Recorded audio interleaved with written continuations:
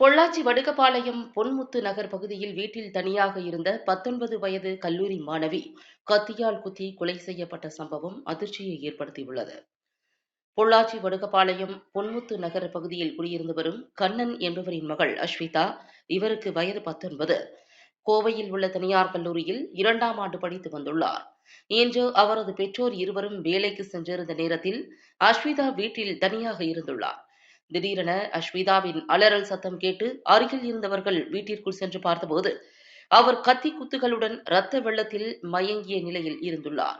உடனடியாக அவரை பொள்ளாச்சி அரசு மருத்துவமனைக்கு கொண்டு சென்றபோது ஏற்கனவே அஸ்விதா இறந்துவிட்டதாக மருத்துவர்கள் உறுதி செய்தனர்.